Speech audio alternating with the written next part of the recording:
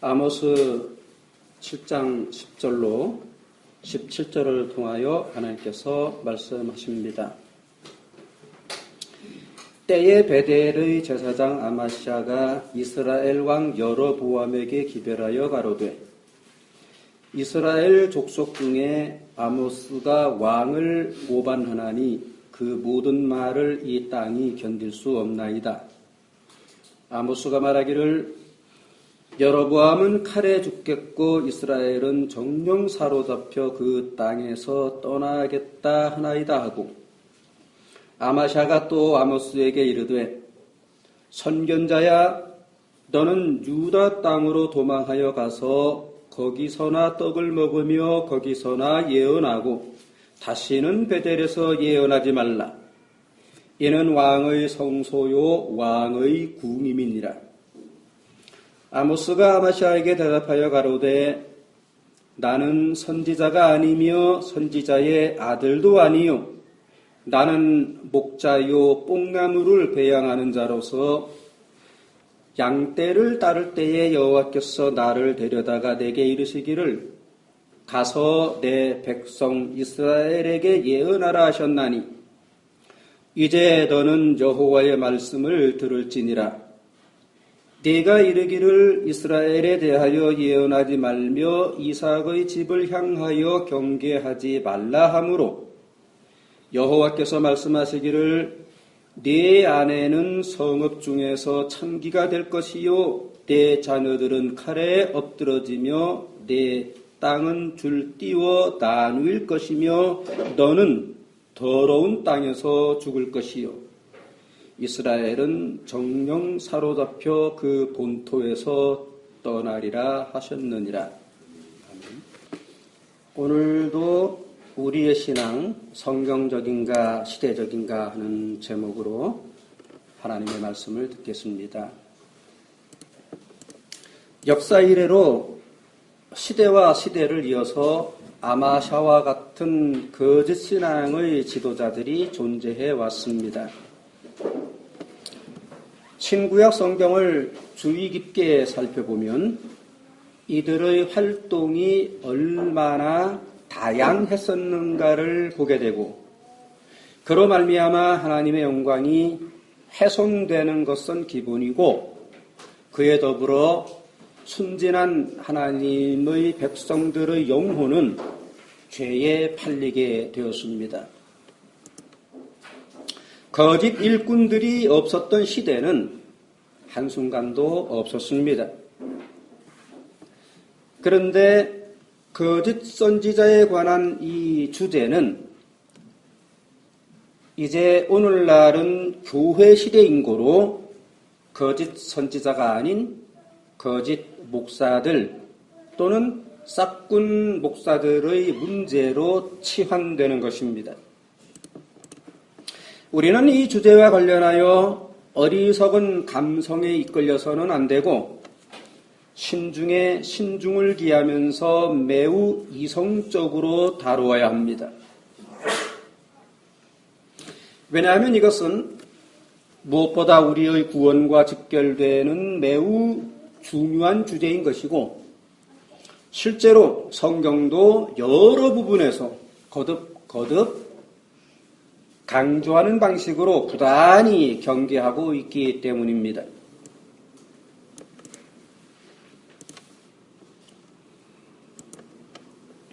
성경이란 하나님의 말씀이다 하는 사실을 생각하고 또 하나님께서 의도적으로 이 주제를 강조하신다는 것을 고려할 때 우리는 거짓 목사 또는 싹군 목사 문제를 가볍게 여겨서는 안 될 것입니다.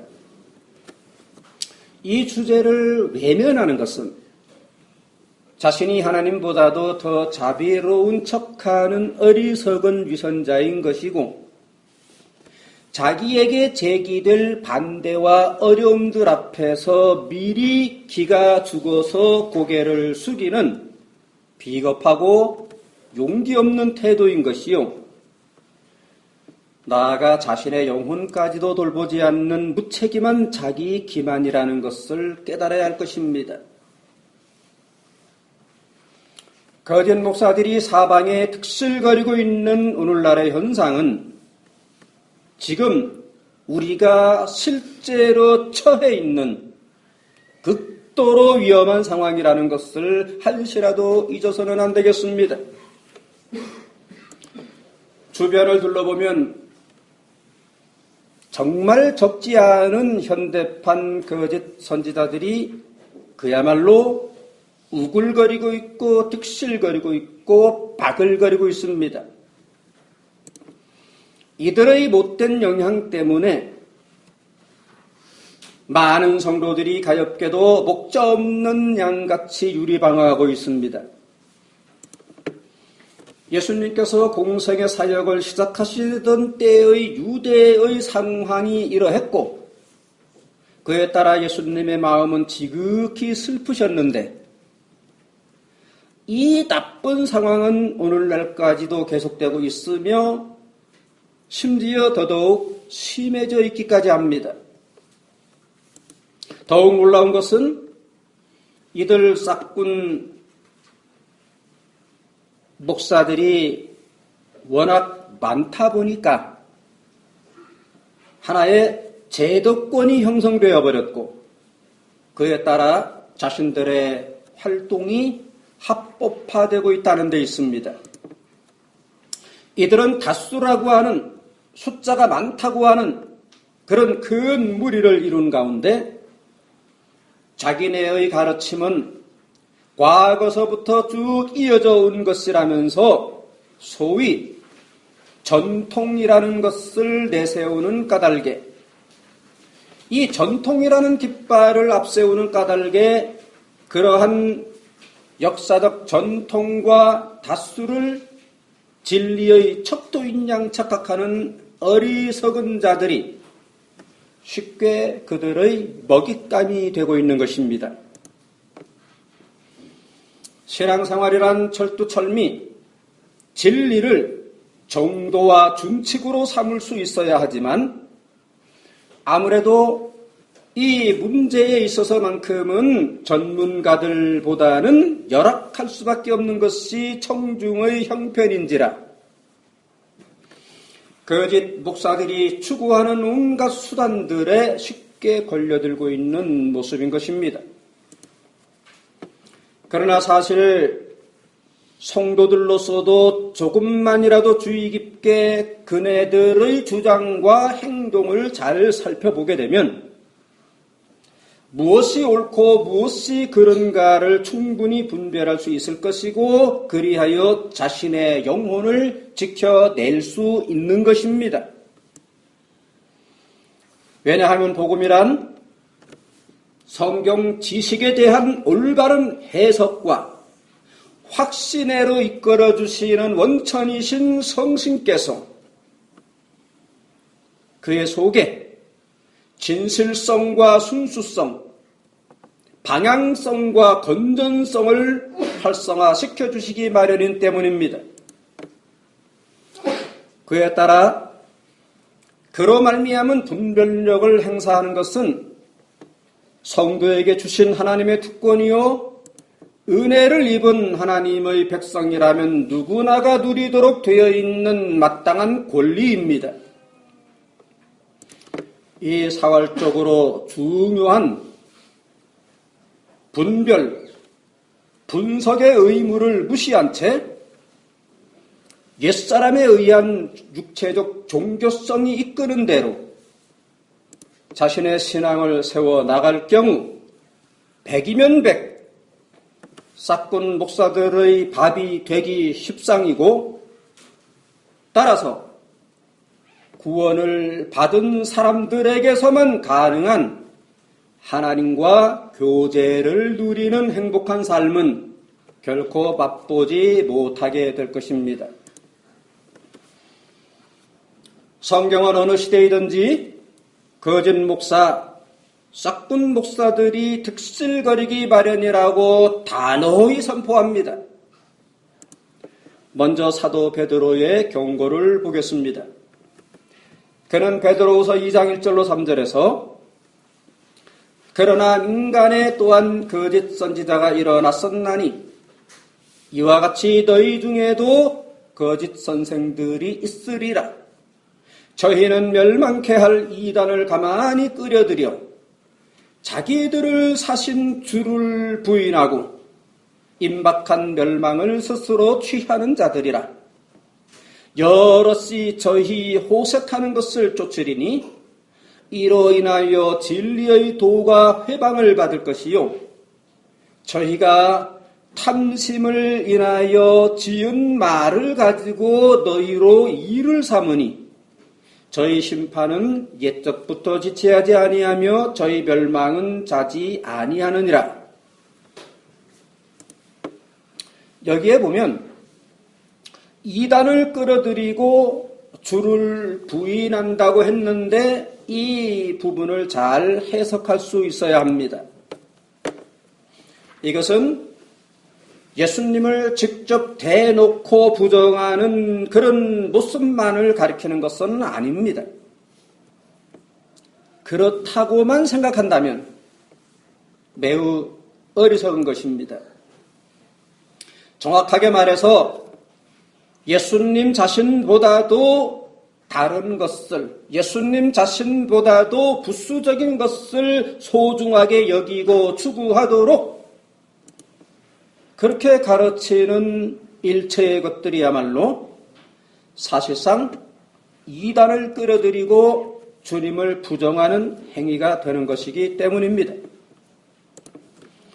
예수님께서는 당신 자신보다도 다른 것을 더 사랑하거나 우선순위로 삼는다면 어떠한 식으로든 당신의 제자가 될 수 없다고 단언하셨습니다. 여기서 제자는 구원론적인 의미로 쓰신 겁니다. 그렇게 하실 때에 구체적으로 자기 부정을 요구하셨고 또한 마땅한 희생으로서의 십자가지기 및 모든 소유에 대한 포기 문제를 제시하셨던 것입니다. 하지만 오늘날 이 말씀은 얼마나 자주 간과되고 있으며 혹 언급될지라도 사실상 얼마나 일종의 설교를 위한 장식품 정도로 전락해 있습니까? 하나님의 영광이라는 구호 아래 이런저런 행사들의 분주히 참여하게 하고 심지어 공적인 설교 시간에서조차도 자기네의 그 휘황찬란한 종교 왕국 건설을 부르짖는 행위란 엄격히 말해서 주님께 대한 명백한 부정행위라는 것을 잘 깨달아야 합니다. 신앙생활의 정도를 생각할 때에 자기네가 설정한 임의의 목표를 달성하는 차원, 가령 성전을 건축한다거나 교육관 같은 것을 짓자면서 으쌰 하는 식으로 운동을 펼쳐나가는 차원에서 생각하는 것은 매우 위험합니다.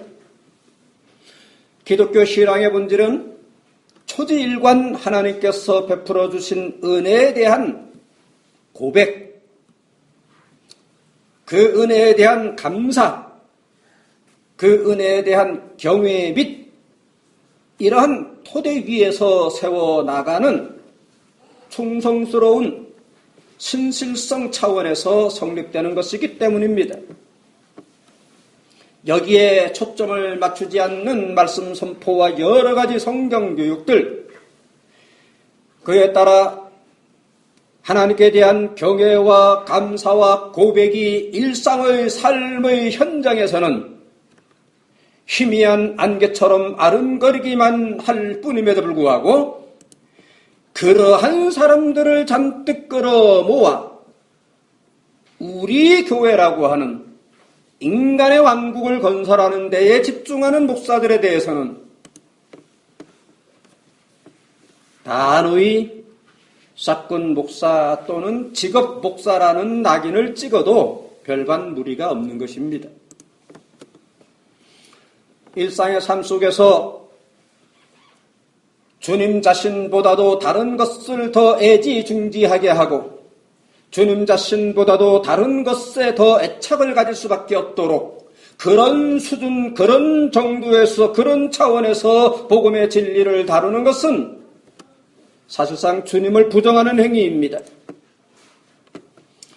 오늘날 예수님 자신을 사랑하고 예수님 자신을 기뻐하게 하는 것이 아니라 그에 딸린 부수적인 것들에 집착하게 하는 가르침들이 얼마나 많이 널려 있는지 모릅니다. 심지어는 이 세상의 것들을 소유하기 위한 여러 수단들 중의 하나로서, 즉 예수님을 이용해 먹자는 차원, 그러한 식의 가르침을 노골적으로 베푸는 교회들 또한 적지 않은 것입니다. 베드로는 바로 이러한 자들을 향해서 거짓 선생들이라고 직격탄을 날렸습니다. 이들은 소위 성공하려는 욕구에 따라 성경이 가르치지도 않는 진리, 즉 스스로 지은 말을 퍼뜨리는데 그렇게 해서 성도들을 자기들의 이익의 재료로 삼는다고 한 겁니다.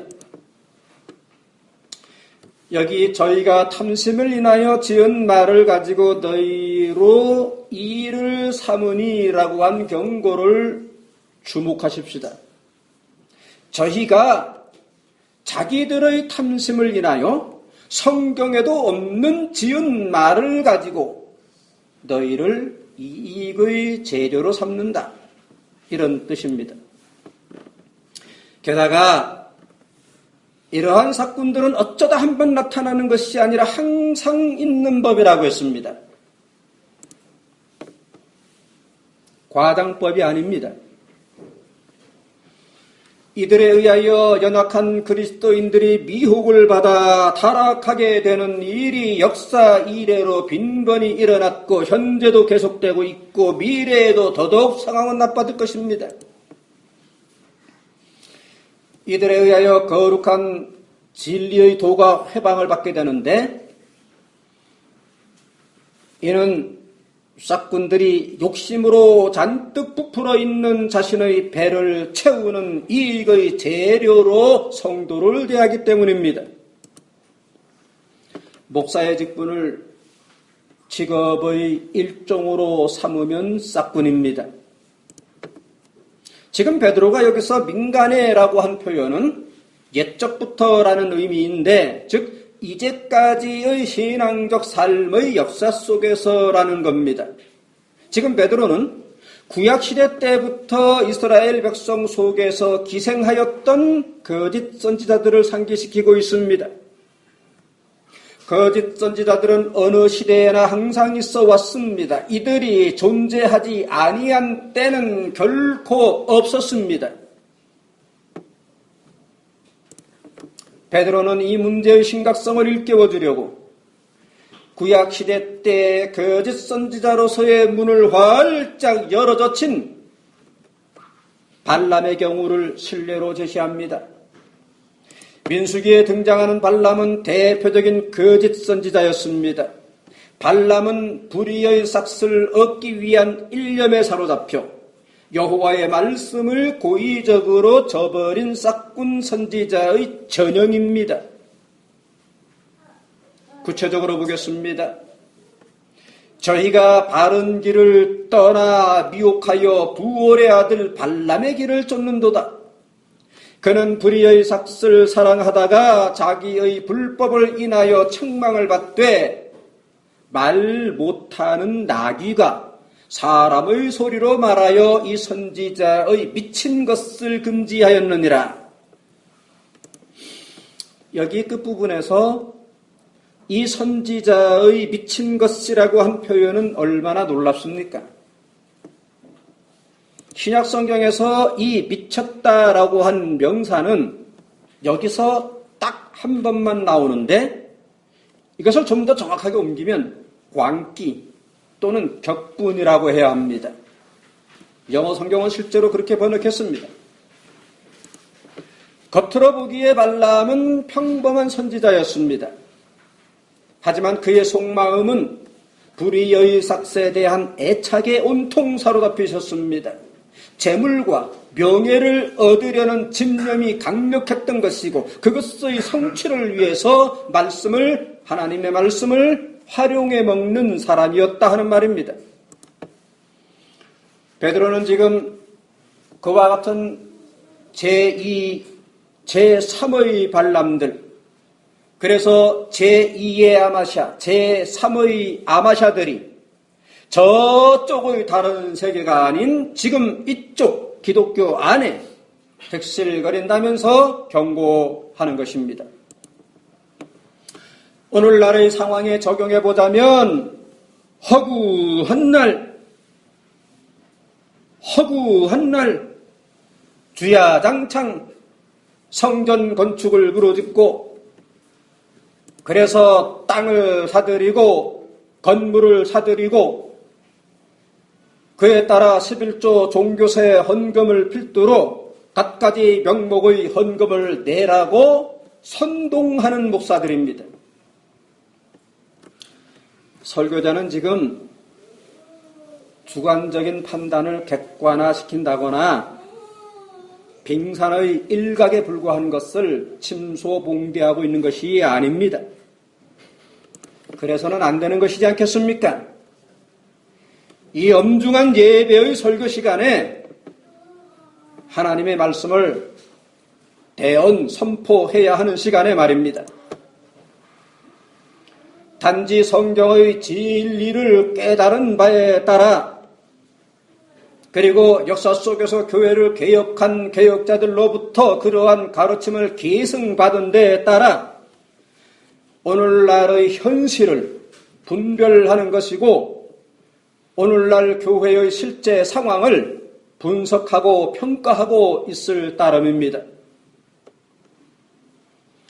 그에 따라 첫째로는 다른 무엇에 앞서서 우리 자신을 위한 반면 교사와 자기 성찰의 기회를 삼고자 함이고 둘째로는 이미 이러한 함정을 조심하면서 묵묵히 올바른 길을 가고 있는 신실한 동료 목사들과 성도들에게는 계속 그렇게 길을 고수해 나가도록 위로와 격려가 되고자 함이고 셋째로는 종교적인 충동을 성경 진리로서 조절할 줄 아는 기독 지성인들에게 좀 더 명료한 신앙의 길을 제시해 주고자 함이고 넷째로는 이제 여기에 해당되는 당사자들에게는 속히 돌이키고 회개할 수 있도록 깨우침을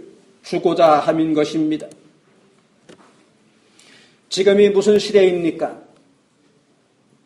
예수님께서 오셔서 그동안 구약시대 때부터 계시되어 왔던 구속사를 완성하시고 그에 따라 이스라엘의 시대를 종결지으시고 교회를 출현시키신 시대입니다. 여기서 교회라고 할 때에는 정확하게 말하자면 신앙의 공동체를 가리키는 것입니다. 요즘처럼 사방팔방에 높은 종탑을 세우고 거대한 몸집을 자랑하는 그런 성전 같지도 않은 신전 따위를 가리킨 것이 아닙니다. 그래서 초대교회 시절에는 어느 한 곳도 오늘날과 같은 성전이라는 건물은 없었고 그런 것을 지을 성경적 이유도 없었습니다. 오직 성경의 가르침에 따라 가정 집에서 갖는 모임의 형태로 교회를 구현했던 겁니다. 그래서 바울이 로마 교회에 편지를 보내면서 교회를 지칭할 때에 즉 저의 교회에게도 문안하라라고 했는데 우리말 성경은 그렇게 되어 있지만 좀 더 정확하게는 그들의 집에서의 모임인 교회라고 했던 겁니다. 그들의 집에서 모이고 있는 그 모임이 교회이다 하는 말입니다. 또한 골로새 교회의 본인 서신에서도 라오디게아에 있는 형제들과 눈바와 그 여자의 집에 있는 교회에 문안하고 라고 했습니다. 여기서도 그 여자의 집에서의 교회라고 한 것입니다. 또한 빌레몬서에서도 아기뽀와 네 집에 있는 교회에게 편지하노라 라고 했습니다. 무슨 증거가 더 필요합니까? 이러한 말씀들은 오늘날 사방에서 광란처럼 자행되고 있는 성전 건축을 교회의 진상인 양 가르치고 있는 현상들과는 얼마나 대조적입니까? 이것을 남의 일인 양 가볍게 보아서는 안 됩니다. 그러한 모습이 마치 복음의 대여인 양, 핵심인 양, 강령인 양 세상 앞에 선포하는 결과가 되고 있기 때문입니다. 오늘날 성전을 건축하는 것이 하나님의 영광을 드러내는 것이라면서 성전 건축 헌금을 내라고 설교가 아닌 선동을 해댄다거나 그에 결부된 종교세로서의 11조를 꼬박꼬박 바치라고 이런저런 감언 이설을 쏟아내는 목사들은 자의적이든 타의적이든 간에 싹군 목사들일 수밖에 없습니다. 왜냐하면 그렇게 하는 것이 진실로 하나님께 영광이 된다는 확신에서가 아니라 자신에게 돌아올 급부를 위해서 그렇게 하는 것이기 때문입니다. 과연 어느 누가 아니다라고 변명할 수 있는 것이겠습니까? 한번 생각해 보십시다. 제 아무리 거대하고 화려한 소위 그네들식으로 성전을 지어 놓았다 한들 실제로 하나님께서 그곳을 자신의 거처로 삼으신다고 생각한다면 이 얼마나 터무니없는 생각이겠습니까?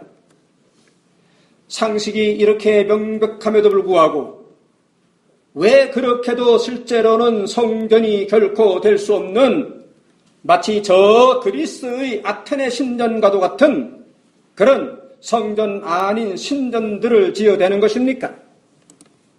저마다 그렇게들 성전을 지어대면 하나님께서는 자신의 몸을 조각내고 또 조각내서라도 그러한 곳마다 실제로 거해 주시는 것입니까?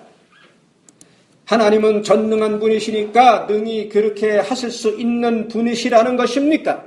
아니면 하나님은 본성상 영적인 분이시니까 그런 식으로는 생각할 수 없다는 것입니까? 단지 하나님은 무소부재한 영적인 분이시기 때문에 그렇게 지어만 놓으면 자동적으로 어디든지 당신의 집으로 삼으신다는 것입니까? 바로 이 부분이 자기 꾀에 빠져 있다는 사실이 드러나는 지점, 방점인 것입니다.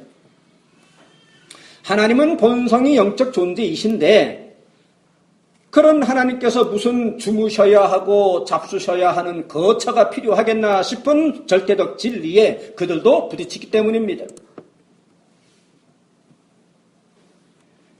그런데 이제 이러한 지적 앞에서 어떤 이들은 한국 교회의 목사들을 전체적으로 매도하는 것 아니냐 하고 반발하기도 합니다.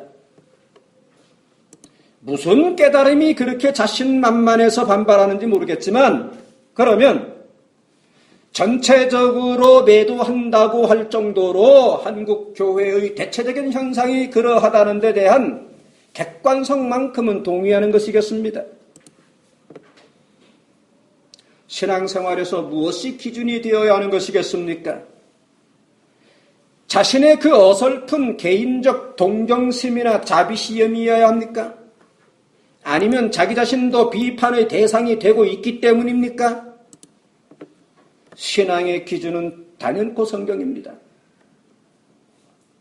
성경이 명백히 선포하고 있는 진리가 어떠하냐, 무엇이냐 하는 것이 중요하지 그러한 사람들이 많다거나 적다거나 하는 것은 전혀 고려의 대상이 아닙니다. 그러면 다시 어떤 목사들은 미처 몰라서 그렇게 성전 건축을 부르짖고 11조 종교세를 부르짖는 경우가 혹 있을 것입니다. 자기 딴에는 그것이 진리라고 확신하는 것입니다. 여기에 대해서는 먼저 그런 정도밖에 깨달음도 없이 무슨 목사랍시고 그렇게 나서고 있는가 하는 비판부터 달게 받아야 합니다. 그러한 수준밖에 못 되는 것은 자기 스스로 신학교를 다닌 끝에 자기 스스로 목사직을 차지했다는 데 대한 반증이기도 한 때문입니다. 그러므로 동정을 구하기에 앞서 그동안 그토록 많은 오류를 교회 앞에 퍼뜨린 데 대해서 성도들 앞에 무릎 꿇고 사과하면서 용서를 빌어야 합니다. 실로 뼈를 깎는 듯한 고통의 심정으로 그렇게 해야 합니다. 그리고 그러한 회개가 진실하다면 행동으로도 분명히 돌이키게 될 것입니다. 그럴 만한 용기조차 없으면 목사의 직분을 떠나야 합니다.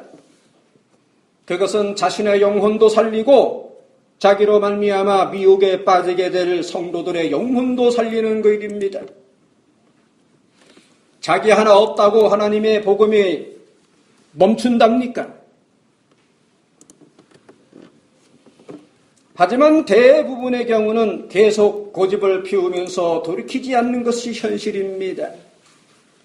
양심범이라거나 확신범이어서가 아니고 향후 자신의 먹고 사는 대체 직업을 찾기 어려워서입니다. 목사의 직업을 버리면 다른 수단으로서 먹고 살기가 막막하기도 하고 주변 사람들을 대할 용기도 나지 않는 까닭에 그리고 다른 무엇보다도 기왕에 확보해 놓은 지금의 형편이 넉넉하고 안정적이기 때문에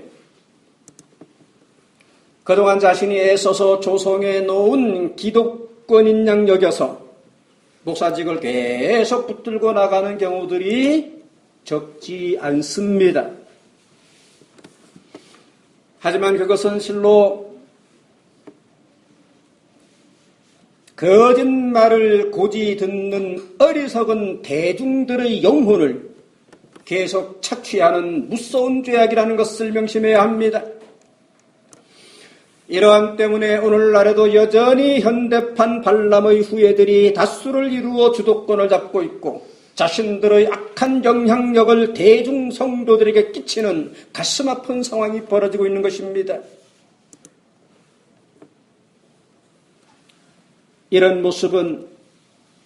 그런데 이런 모습은 이미 오래전부터 있어 온 것이라 하는 말입니다.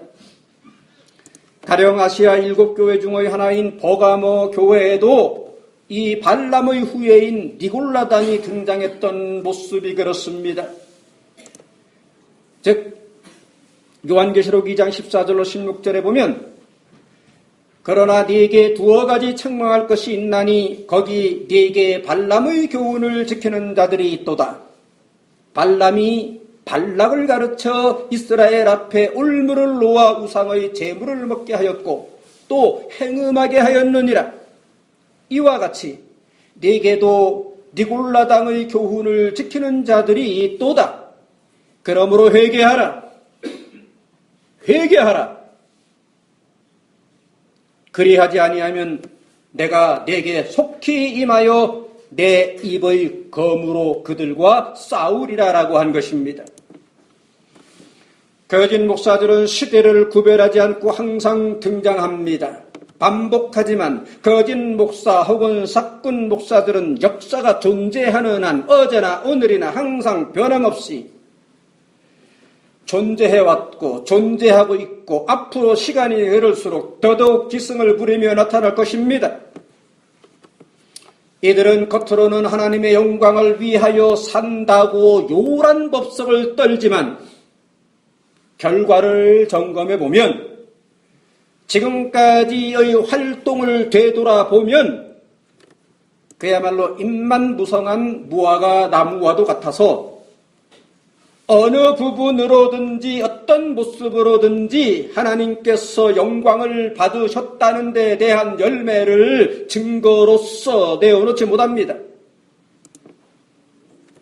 자기의 휘하에 있는, 자기의 손아귀에 있는, 자기 마음대로 주물럭거리는 자칭 교회라고 하는 종교단체만을 마치 개인 기업처럼 설치워 놓았고 그에 따른 온갖 혜택들을 누리면서 살아가고 있을 뿐입니다. 이러한 오늘날의 모습에 대해 요한계시록은 땅에서 나오는 거짓 선지자들의 영향력을 제시했습니다. 이 요한계시록 13장에서 이 거짓 선지자들에 대해서 그들이 용처럼 말하더라라고 한 것을 보게 되는데, 이 용이라고 하는 것은 바로 그 앞장 12장에서 나오는 사탄을 가리킨 것으로 그의 입에서 개구리 같은 더러운 새 영이 나온다고 했습니다. 이러한 그림이 주는 메시지는 명확합니다.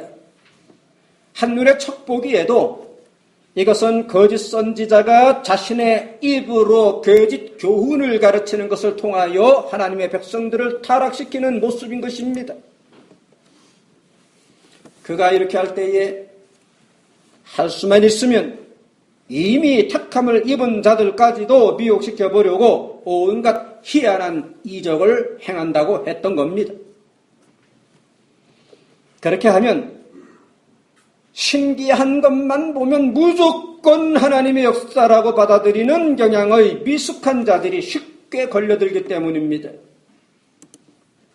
그러므로 지난번에도 보았듯이 예수님께서도 이 문제에 대해 경고하시기를 말세에는 거짓 그리스도와 거짓 선지자들이 일어나 할 수만 있으면 택한 자들까지도 미혹하려고 온갖 표적과 온갖 기사를 베풀 것이라고 하셨던 것입니다.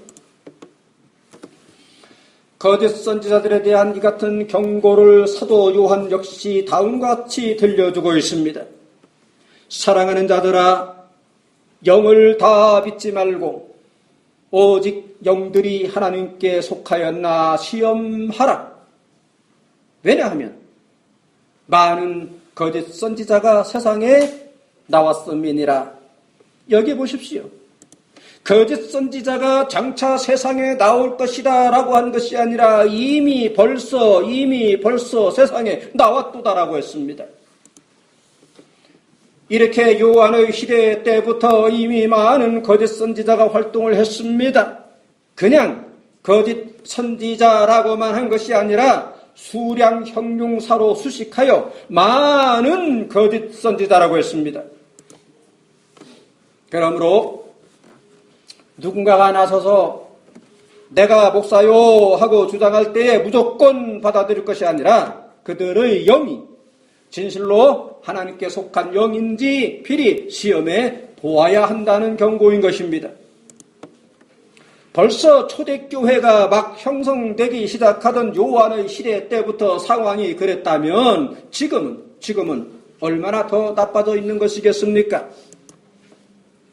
실로 진리의 연속성이라고 하는 그런 사상 체계로부터 시작하고 진행하고 목표로 삼아 나아가게끔 되어 있는 기독교라고 하는 복음이 지닌 독특한 성격상, 그리고 그러한 진리를 다루는 사람들이 대중에게 진리를 가르쳐주는 대가로서 생활비를 받아 먹고 살게끔 되어 있는 특성상 실제로는 진리 위에 서 있지 못한 거짓 선지자, 곧 거짓 목사들 혹은 싹군 목사들, 직업 목사들이 등장할 수 있는 가능성은 기독교 신앙의 영역에는 기본적으로 수반되어 있기 마련인 것입니다. 그러므로 이들이 등장하지 아니한 때가 있을 것이라고 생각하는 것은 대단히 어리석습니다. 오히려 시간이 갈수록 앞으로 그들의 활동은 강도를 더해가고 더더욱 교묘해져 갈 것입니다. 복음의 역사가 진행되는 한 상대적으로 어두움의 역사도 병행되기 마련입니다.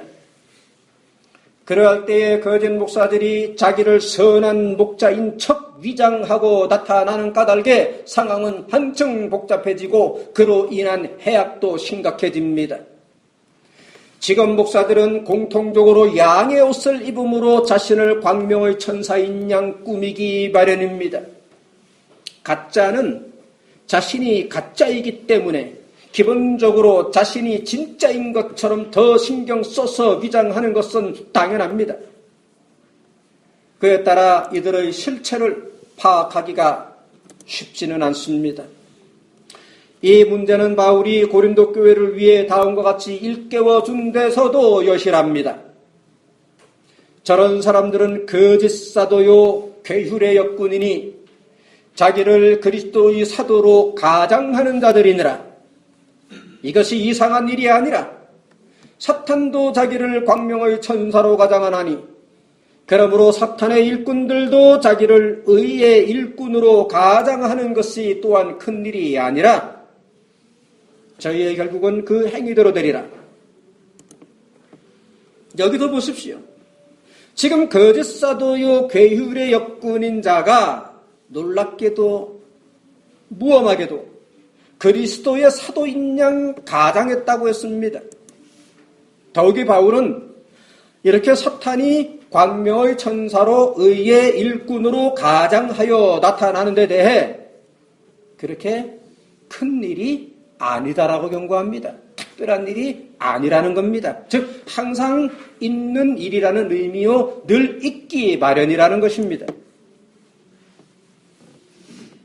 바울이 고린도 교회를 떠나 에베소 교회를 섬기고 있을 때 거짓 일꾼들이 고린도 교회에 나타나 성도들을 한껏 유린하는 일이 있었습니다.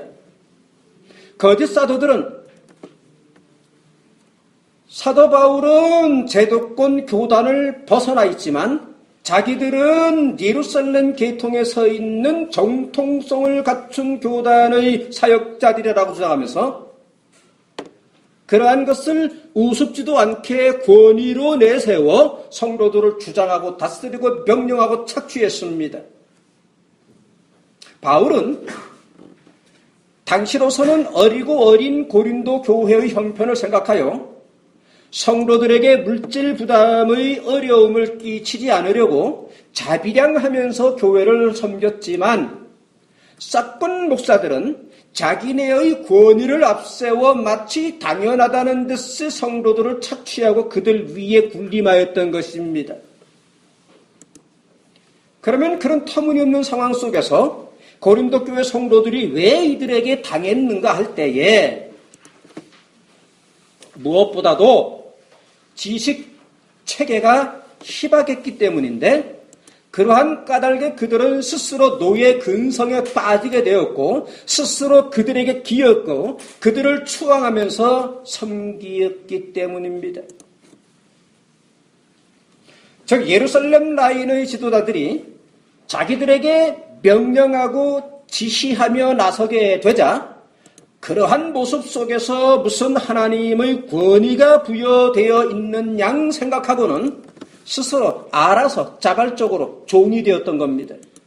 진리를 아는 지식이 희박한 채 열심만을 앞세우는 종교꾼들의 이러한 심리를 거짓 목사들은 너무도 잘 아는 까닭에 말도 되지 않는 그 하나님의 종님 어쩌고 저쩌고 하는 식으로 터무니없는 권위로서 성도들을 대했습니다.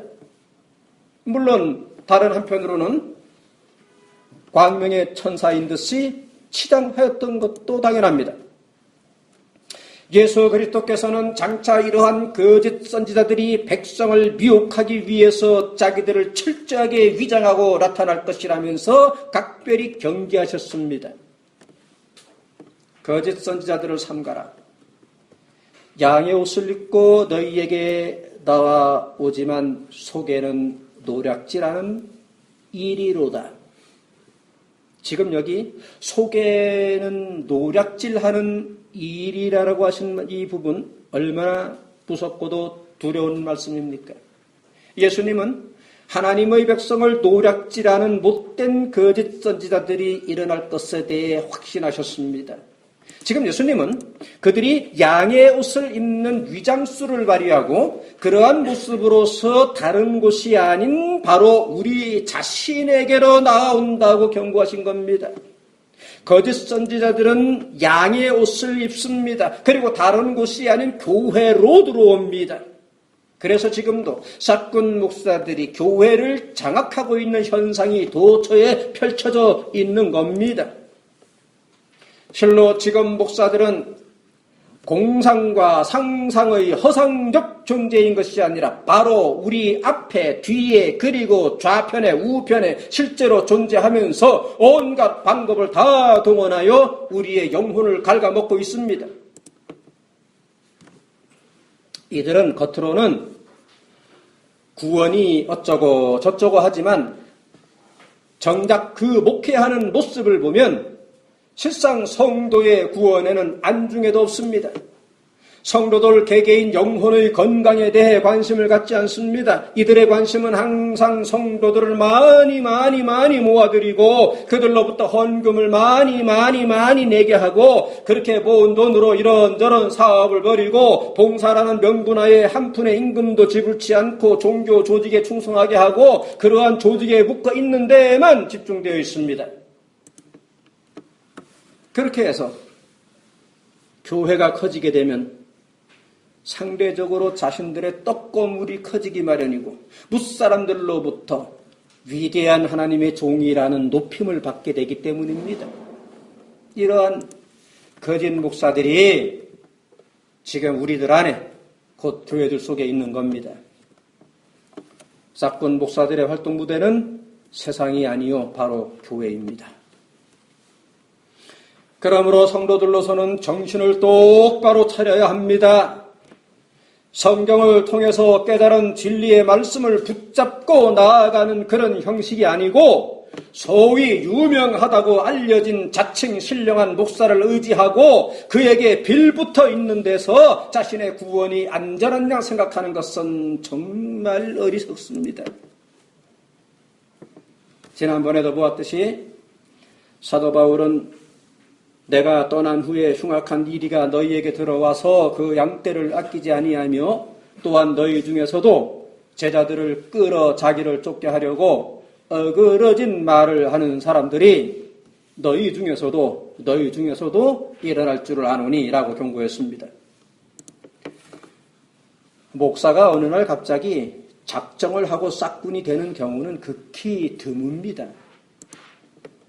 자기 딴에는 처음에는 의욕에 넘쳐서 올바르게 시작하지만 시간이 흐르면서 조금씩 변질되는 모습 속에서 지금 바울이 거짓 목사가 교회 안에서 스스로 일어난다고 한 말을 잘 이해할 수 있을 것입니다. 그러한 경우 상황은 더욱 교묘할 수밖에 없습니다. 목사로서의 경험과 경력이 더해감에 따라 스스로 높아지려 하고 교회를 부흥시키려는 욕구도 강렬해짐에 따라 현실과 타협하여 진리를 하나씩 둘씩 양보해 나가던 중에 어느 날 뒤를 돌아보면 거짓의 그물로 스스로를 올가매버린 상황입니다. 그에 따라 돌이키기에는 때가 이미 늦어버렸고 그래서 계속 자기의 길을 가게 됨에 따라 사꾼 목사, 거짓 목사, 직업 목사로 전락하게 되는 것이 보편적인 방식입니다. 물론 굳이 목사에게만 해당되는 것이 아닙니다. 대중 성도에게도 마찬가지입니다. 평소부터 여간 예민하지 않고서는 이러한 변질 과정을 스스로 자각하지 못하는 법이고 그에 따라 일상의 지속적인 자기 개혁의 길로부터는 멀리 벗어나게 되고 결국에는 다수와 대중이라고 하는 기득권을 주장하게 됨에 따라 합법을 주장하는 가짜로 전락하게 되는 것입니다.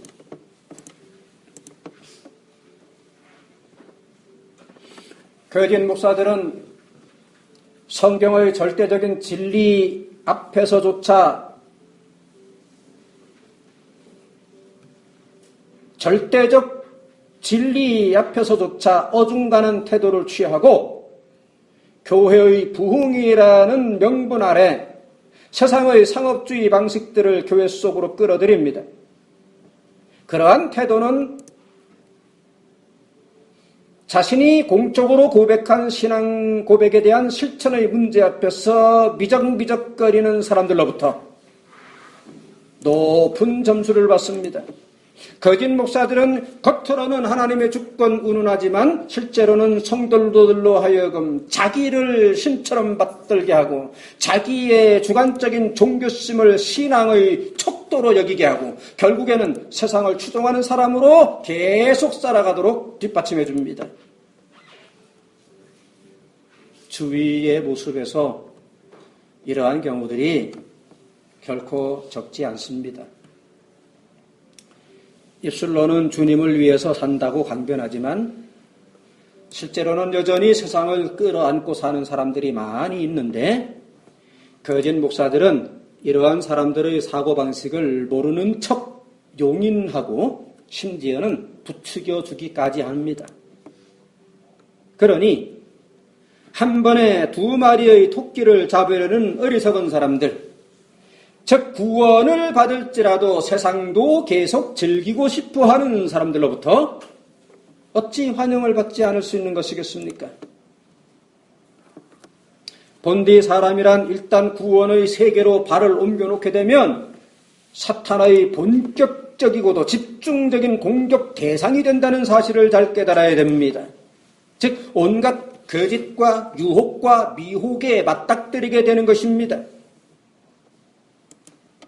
그러므로 여간 정신을 똑바로 차리지 아니하면 아예 애초부터 아니 믿음만 못한, 믿지 아니함만 못한 그런 처지로 전락하기 십상입니다. 이 문제와 관련하여 사람의 나중 형편이 이전보다도 더 나쁘게 될 수도 있다는 놀라운 사실을 깨우쳐 주시려고 일단 한번 나갔던 더러운 귀신이 자기보다 더 악한 귀신 7을 데리고 다시 돌아온다고 하신 우리 주님의 경고를 상기할 필요가 있습니다.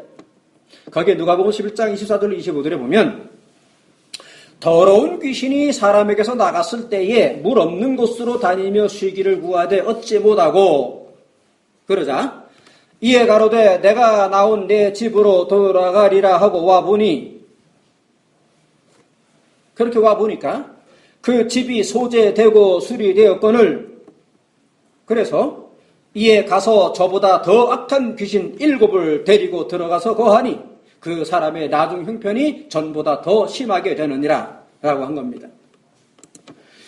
성도로서는 세상을 털어내는 것이 아니라 성령으로서 채워지는 것이 중요합니다. 아니 성령으로서 채워지지 않는 한 세상을 벗어버릴 수도 없습니다. 진공 상태는 오래가지 못합니다. 이내 더 나쁜 형편으로 전락하게 될 것입니다. 실로 기독교 신앙은 단순히 옛사람의 것들을 벗어버리는 데서가 아니라 새사람으로 덧입는 데서 비로소 완성적이 되는 법입니다. 지금 이 진리를 물리적 현상으로서 비유하는 것이 좀 그렇긴 하지만 여하튼 성령으로서 채워지는 일, 곧 성령의 인도를 받음에 따라 범사의 말씀을 쫓아서 사는 대로 나아가는 그런 신앙이어야 하고 이것이 거듭난 새 생명의 진상입니다. 실상입니다. 실체입니다. 새 사람으로 채워지지 않은 진공 상태만으로는 그리스도인이 되기 이전보다도 더 나쁜 상태로 떨어질 수 있는 것인데 그때에 지금 목사들의 설교를 빙자한 사실상의 선동으로 말미암아 그렇게 된다 하는 말입니다. 성경의 진리를 이 문제와 연결시켜 한 곳을 더 보겠습니다. 베드로후서 2장 20절로 22절인데 만일 저희가 우리 주 되신 구주 예수 그리스도를 알므로 세상의 더러움을 피한 후에 다시 그 중에 얽매이고 지면 그 나중 형편이 처음보다 더 심하리니 의의 도를 안 후에 받은 거룩한 명령을 저버리는 것보다 알지 못하는 것이 도리어 저희에게 나으니라. 실제로 낫게 하겠습니까? 오죽하면 이렇게 말하겠습니까?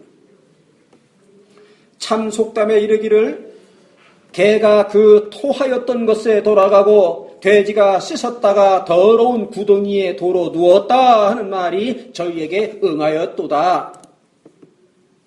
처음보다 나중이 더 나빠지는 어처구니 없는 경우는 얼마든지 일어납니다. 이것은 언뜻 보기에는 대단한 진리를 내세우는 것 같지만 실제로는 더 중요하고 더 요긴한 것들을 무너뜨리는 그런 오류를 쉽게 범하는 때에 자행됩니다. 즉 하루살이는 걸러내고 약대는 삼키는 식의 잘못된 성경 지식을 가르치는 거짓 목사들이 적지 않습니다. 아니 많고도 많습니다. 거짓 목사들은 성도들의 영혼의 건강에는 관심을 갖지 않습니다. 하나님의 이름을 남용하면서 거짓된 평화와 축복을 남발하고 모든 것이 평안하고 아무 문제 없으며 한 번 구원은 영원한 구원이므로 오직 더 많은 축복을 받기 위해서 더 많이 기도하고 더 많이 헌금하라는 식의 상투적인 종교적 선동, 틀에 박힌 종교적 선동만을 쏟아내기에 바쁠 뿐입니다. 우리네 지인들 중에 이런 데에 빠져 있을 경우 최선을 다해 건져내야 합니다. 그렇게 겉모습만 번지르르한 대형 교회라고 하는 닭장에 갇혀있기를 좋아하고 주님께 순종하기보다는 담임 목사를 떠받들기를 더 좋아하고 그에 따라 인격적 양육이 아닌 집단 사육을 당하면서 황금 알만을 죽으라고 다 바치는 가운데 자기의 영혼을 스스로 폐사시켜가는 모습이란 얼마나 비참합니까?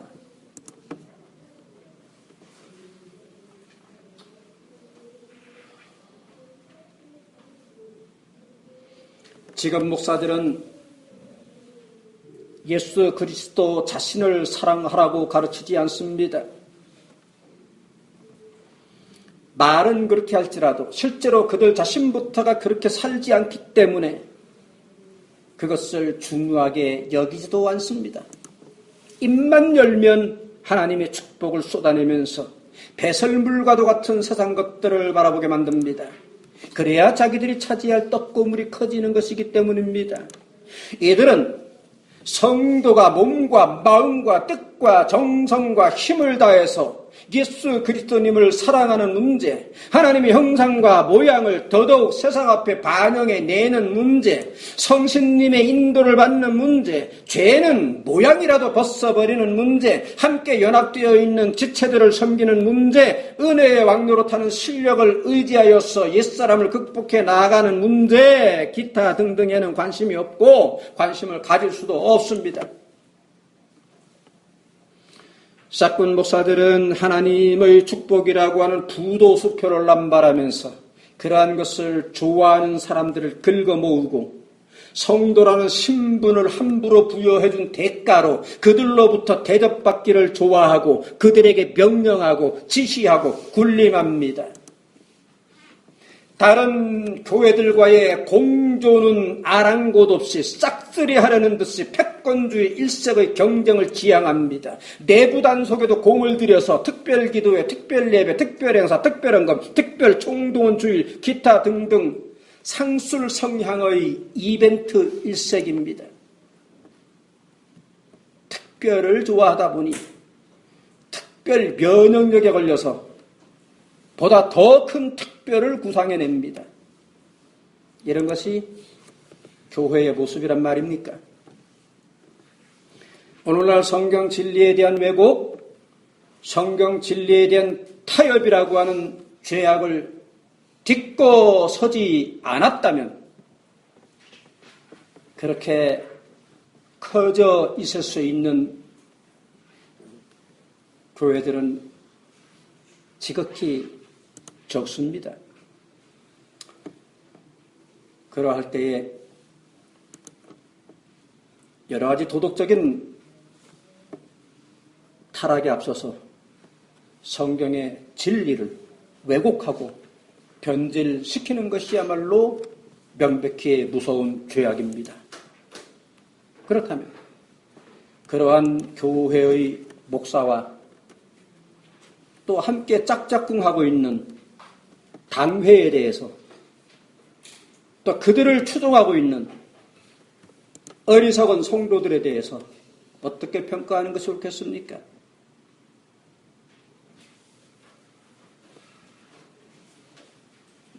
지금 우리는 덫에 걸렸습니까? 기도하십시다.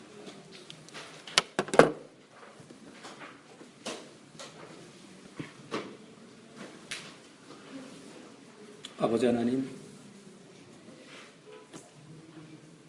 어리석고 무지몽매한 저 문전의 성도들을 불쌍히 여겨주시옵소서. 주님께 대한 사랑보다도 유명하다고 소문나고 위대한 하나님의 종처럼 보이는 담임 목사를 떠받들고 그의 눈에 옳게 보이고 그를 대접하고 그와 가까이 하고 그와 악수 한번 하는 것을 마치 신앙의 정도인 양 생각하는 이 어리석은 무지몽매함을 불쌍히 여겨 주옵소서. 그들로 하여금 싹군 거짓 목사들을 분별할 수 있게 해 주시옵소서. 진리의 지식이 많고 적음에 따른 것이 아님을 아옵나이다. 그 신앙의 건전한 성격, 상식적인 성향, 무엇보다도 외형적인 규모와 업적이 아닌 사람들과의 소중한 관계 속에서 주께서 저희를 사랑하신 구원의 실제가 있음을 깨닫게 하여 주옵소서. 싹군 거짓 목사들이 입만 열면 하나님의 영광 운운하면서 헌금을 강요하고 봉사를 요구하고 전도를 강요하고